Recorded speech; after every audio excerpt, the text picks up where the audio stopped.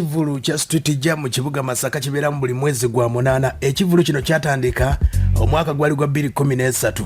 Mwaka gwa 2013 street jam yasookera ddala yaliwo nga 3 mu mwezi ogw'omunana era abayimbi abaliko kwaliko Chameleone, Remba Namakula, David Utalo, kwaliko abayimbi SK Brian, Big Eye, King Saha, AK47, Hildaman ne Kusaasira, Gravity Omutujju n'abala bangi nnyo abasobola okubatenga bayimba. Kyali ku Edward Avenue era bangi nnyo abasobola okubatenga bajja okuva 2013, 2014, 15, 16, 17, 18, 19 COVID najjamu ne tulinnyamu 2022 kosa nekomawo street jam nekomawo nga 27 yasobola okubatenga etambula bwetyo nga yasobola okubatenga etambula. Show enetegekebwa omukulu owa Mutima Entertainment era nga banafu aba club music baji aba club basobola okubate baji sponsoring okuva 2013 paka akadde kano. Ekivulu kino kyadde massive nnyo, abantu bangi nnyo basobola okubatenga bajja, hype yali y'amaanyi nnyo era abayimbi abasinga nga basobola okubatenga bajja bayimba bulungi nnyo. Wabula mu kusoomozebwa konna nga boogamba nti ku mukolo tekubula musiiwuufu mu mbeera eyo era ekivulu kino nga bwe kyatambula byengenda okubatenga nkuwaako byonna nga byasobola okubatenga bitambula. Chameleone yayimba wadde King Saha yali mu kibuga Masaka ekyamugana okuyimba saakimanyako wadde n'akamu ngezezaako okuba ku masimu ge agali gemmanyi tagakwata ndowooza akitegedde anatuwa press. Kati ensonga zonna nga bwe zaatandika tutandikire ku ani wano tulabe kubanga omukyala gwe bayita Spice Diana wakati mu kivulu ng'ayimba yasobola okubatenga ayimiriza mu show ye n'asobola okubatenga abanja. Agamba nti omutegesi w'ekivulu gwe bayita Mutima yali tamumazizzeeyo balance we olw'ensonga nti yali amuwadde amafuta agamutuuse Masaka nga watuukira ku stage alina okubatenga afuna ka balance ng'agamba olw'ekonomi esobodde okubatenga erinnya bweti naye yalina okubatenga akozesa obumalirivu obwo wadde ng'abamu bendabyeko emikutu egitambula bagamba nti Spice abadde ennaku zino amawulire gatambuliramu amawulire gabadde mabi olw'ensonga nti waliwo amawulire muwandiikibwako gatadde malungi nti waliwo omuntu yafiira ewuwe awo nno nga naye alina okukola ekiyinza okuleeta embeera okukyusa ebyo byonna ne bitambula bwe bityo naye nga yo ekonomi etabuse. Spice Diana olw'ensonga nti naye akasente abadde akeetaaga byatandise bwe biti. Wuliriza bulungi nkugambye ebyavudde ku street jam ebituufu byendeese wulira. Sente ye lwaki obeera totusasula naffe ne tufuna mu kyetuteekamu amaanyi. Mvuze emmotoka okuva e Kampala okujoyimbira bannamasaka kuba mwali munjagala nange mbaagala. Tosobola kuntimba ku kipande e Masaka n'otegeeza abantu nzija ne sijja kubanga nze besibikola naye lwaki ntuuka okusaba akasente kenkolerera nga toyagala kampa Mutima. Mutima nsasula tende wali emanju naye tomusasudde lwaki muyisa mudongo yafa amaanyi mwana mutunafuya lwaki wamaka amabuzi ekintu kimu bwe muba muŋŋamba nti nyimbe nga sisasuddwa ngenda bayimbira ntambula ezire Kampala sifune yadde ekikumi. Bwe mugamba nti Spice asooka asasulwe bwe mugamba nti osasudde sente zo. Aya basi Spice Diana mu mbeera y'okubatenga alaga obubatali bumativu olw'ensonga nti akasente ekonome. Olira olugendo lwabadde lunene nnyo dakiika nga 15 ng'ayimirizza performance. Nteeka mu ssente zino kampani zoleze bakuwadde ssente mwana lwaki totusasula Mutima? Mutima lwaki? Mutima leta ssente zange wano ku stage.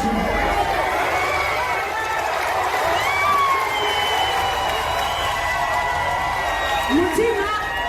tugenda muwadde kikamwe kamwe muŋŋamba watazireeta buli omu waddeko okutwala kyayagala ate show egenda koma wano. Aya basi Spice Diana n'ategeeza nti ekivulu oba mateeka bagita inciting violence naye olw'ensonga nti mu violence babuuza what's the precursor. Kati ekireese ekyo Spice yaleeta obusungu we nga ye nga bwagamba bwali bwa bbanja lya ssente n'agamba nti buli akutta omuzindalo microphone lead lights genda nazo. Obusungu bwali bungi gwe sooka owulire. Twagala bayimbira okitegeera ne mwanona amanya gaffe ge tukoleredde emyaka temumanyi bye tuyitamu. Mutima aleeta ssente zange microphone webale ddala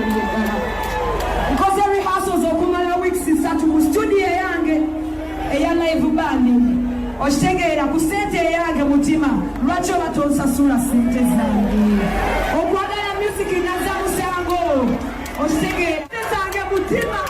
I want my money. Give me my money. Aya basi Spice Dana kutegeeza eddakiika nga 15 ng'akaaya n'abamuwa ssente ze alaga obutali mumativu ng'agamba nti alina bangi balabirira endongo eno okugitambuza okugituusa awo tebiba byangu wulira nkola mba ssente zange bitambu bungi okubeza bitambu bizibu bingi embize mbesewo endongo yange nembalanwa ne baganda okunzita lwa ndongo yange lwaki batonsasula mba ssente zange Mutima.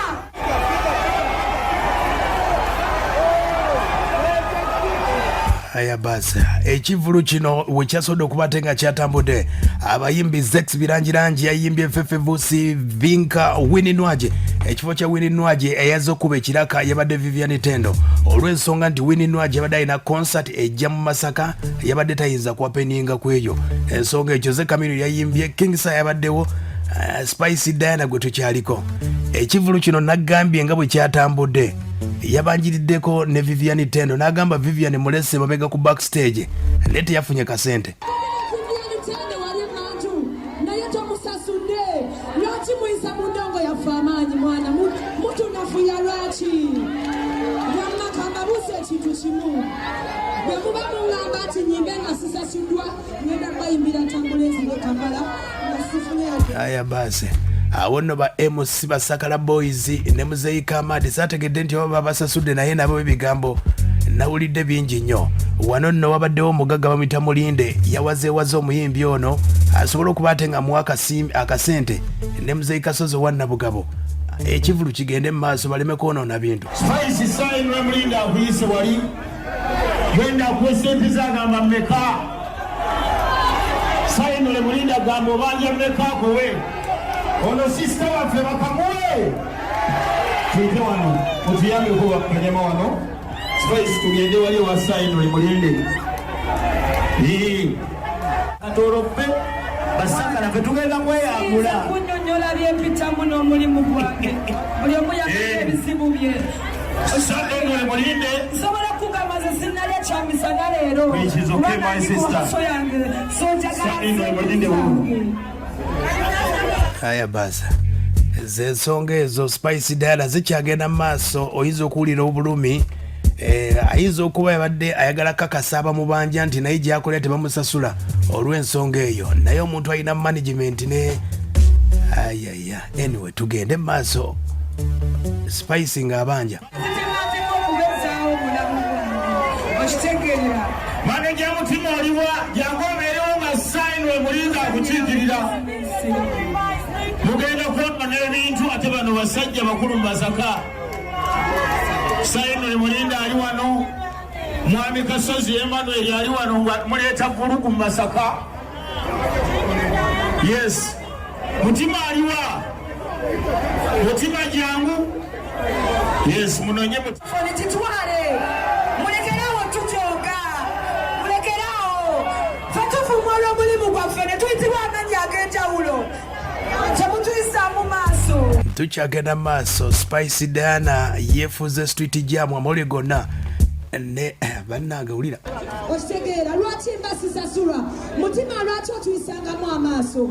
eddoboozi lyange lifudde kubanga mwana ndi ku haso wano wendya ku stage wendi omuntu aba asasudde ssente ye lwaki obeera totusasula naffe ne tufuna mu kyetuteekamu amaanyi mvuze emmotoka okuva e Kampala okujoyimbira bannamasaka kuba mwana munjagala nange mbaagala tosobola kuntimba ku kipande e Masaka n'otegeeza abantu nzija ne sijja kubanga nze bwe sibikola naye lwaki ntuuka okusaba kasente kenkolerera nga toyagala kampa Mutima Mutima asasula Mutima oba sente zange. Aya basi ekigambo kyabadde kya sente ku sente wulira abantu bakoowa Mutima bw'otajja dakiika tugambye meka wamma tene bakoowa buli omu asitula ekimuli okumpi oba musindaalo kutwalo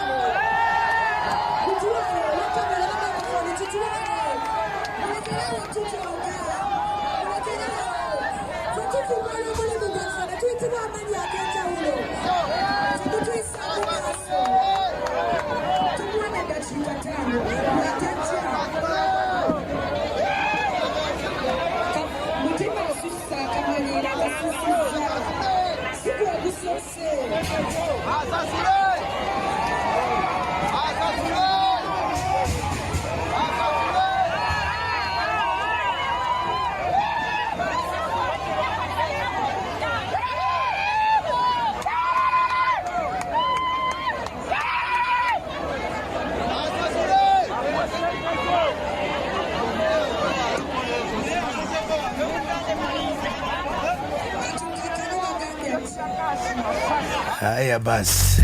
Mutima Dr. Jose Chameleone nakwata mu stage yatambudde bweti wulira bakwano bange twava n'ekyo twatandika wanika mubona mu bbanga bambi wanika buli gwe twava n'ekyo twatandikira bw'obanga saba gye twatandika etteko omukono gwe wansi buli kyaliba ekyo twatandika wanika omukono lowooza ebaleeyo kyetuvudde obububu n'emigabo tusiga Chameleone yabakuba wulira ani awakana owakanira bwereere owakanira butamanya ani akkiriza agala nyumena yalalo bitulibongo abasinga be tunagenda wedda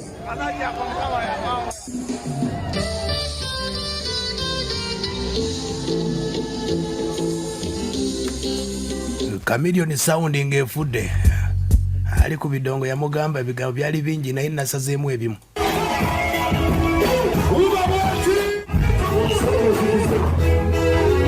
ali ku mixa teekayo bbese mutima ngamono obulinga tutwaza okukka abantu twaza okuyingira bano masaka teekayo bbesi teekayo keyboards mbakube engoma mutere mu layini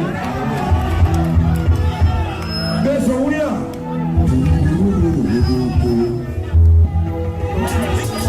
aya basi mu nsonga zino tukyali ku street jam eno embeera nga bwesodde okuba ate nga yatambudde ku lunaku olw'omukaaga street jam awo no Spice Diana twasobodde okuba ate nga twamufunyeeko n'omukulu Mutima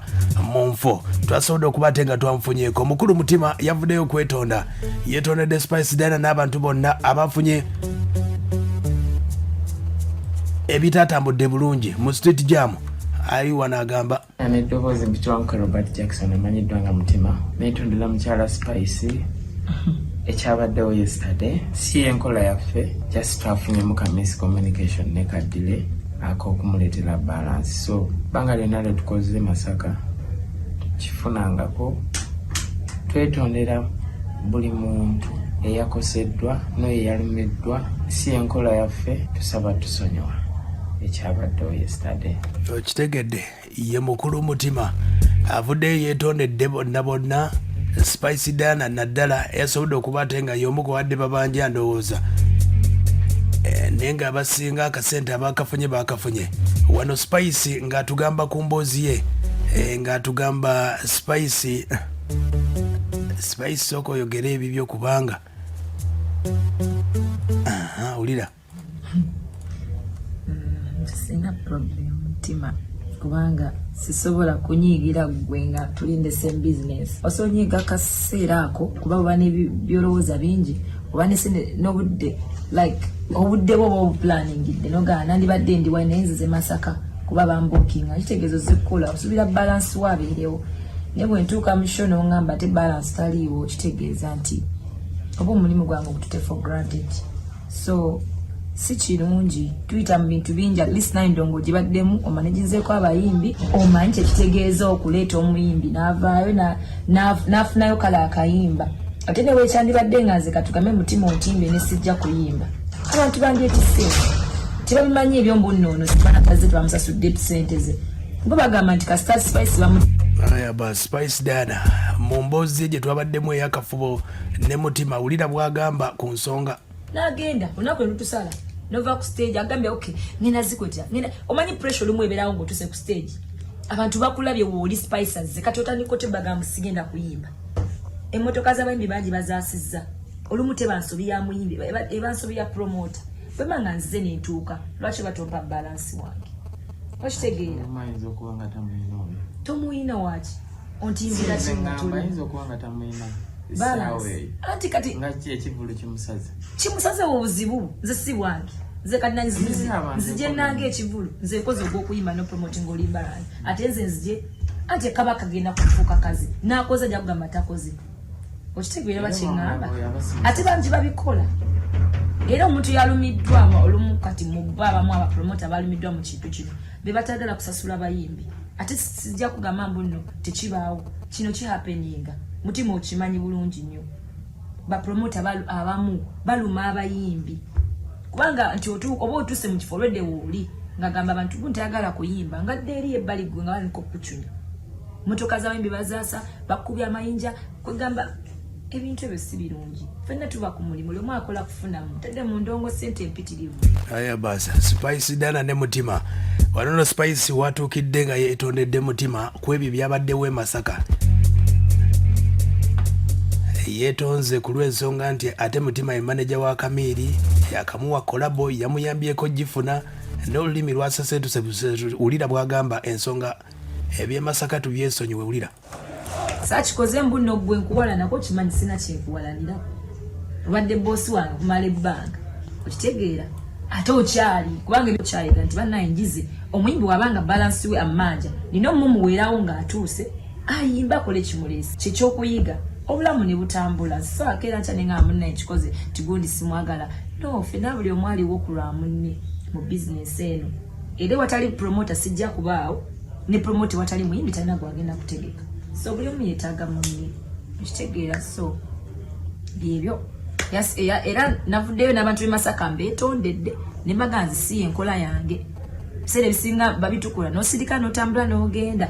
era buli eyalumiddwa nga bwe weetonze nange era mbeetondera naye baaki understandings kyovula nti obwedde era bagamba Mutima ajja asasule Spice ayimbe. Aya basi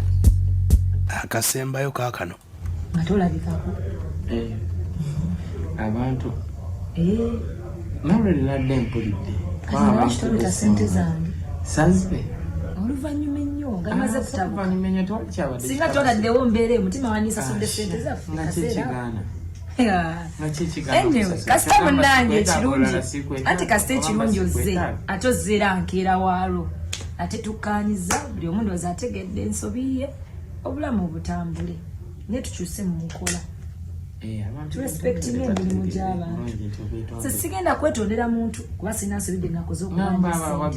baakitegedde ab'e Masaka era nabagambe nibagambe mubanga mwagala nnyimbe nsobola okukikola nengenda ku lw'erinnya lyange ne bangamba toyimba. Aya basi nkugambye Spice abadde mutabufu ate abadde mu street jam byebimu ku ebyo ebyabaddemu ng'atabuse Spice twagala bayimbira okitegeera ne mwanona amanya gaffe ge tukoleredde emyaka tekumanyi bye tuyitamu. Mutima leeta sente zange Mutima leeta sente zange wama ayongeza microphone webale nnyo webale z'ensonga za street jam ezasobodde okuba ate nga zitambula